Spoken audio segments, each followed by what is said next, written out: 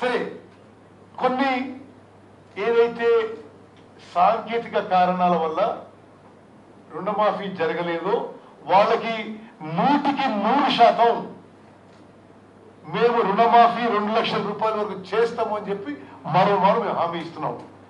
ఎందుకు ఆగినాయి? కొన్ని 1,20,000 అకౌంట్లకి ఆధార్ నెంబర్లు, ఆధార్లో 12 డిజిట్స్ ఉండాలి,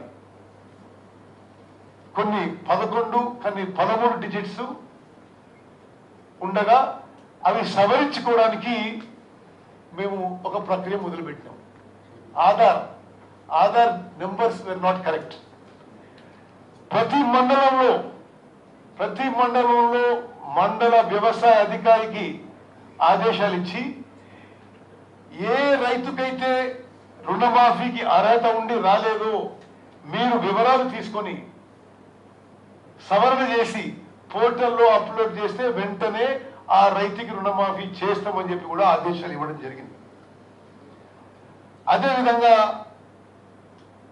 161,61,000 కేసుల్లో ఆధార్ కార్డులో లోన్ అకౌంట్లో పేరు వేరువేరుగా ఉన్నాయి. దానికి రైతుల నుంచి కొంత క్లారిఫికేషన్ ఈ మండల అగ్రికల్చర్ ఆఫీసర్ చేయమని చెప్పడం జరిగింది. వీళ్ళకు కూడా ఆ క్లారిఫికేషన్ తీసుకుని రుణమాఫీ చేస్తాము. అదేవిధంగా 1,00,000 అకౌంట్లలో బ్యాంకు వాళ్ళు ఇచ్చిన వివరాల్లో కొన్ని ఎర్రర్స్ ఉన్నాయి. బ్యాంకు వాళ్ళకి పంపించి మీరు ఇది కరెక్ట్ చేసుకోండి, మళ్ళీ పంపించండి మాకు, ఇది కూడా మేము కరెక్ట్ చేస్తామని చెప్పడం జరిగింది. 4,83,000 మందికి రేషన్ కార్డ్ లేని వాళ్ళకి మండల అగ్రికల్చర్ ఆఫీసర్ వాళ్ళ ఇండ్లకు విజిట్ చేసి నిర్ధారించుకొని వాళ్ళకు కూడా వెంటనే రైతు రుణమాఫీ చేయబోతున్నాము.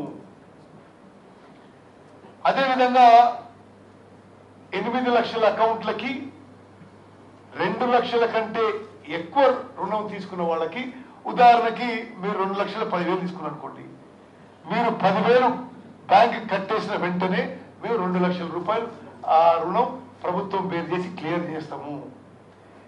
మీకు వివిధ ఉదాహరణలు ఎందుకు ఇచ్చినంటే, ఎటువంటి సాంకేతిక లోపాలున్నా ఈ ప్రభుత్వం అన్ని రైతు కుటుంబాలకి, ప్రతి కుటుంబానికి 2 లక్షల చొప్పున రుణమాఫీ చేయడానికి కట్టుబడి ఉన్నాం.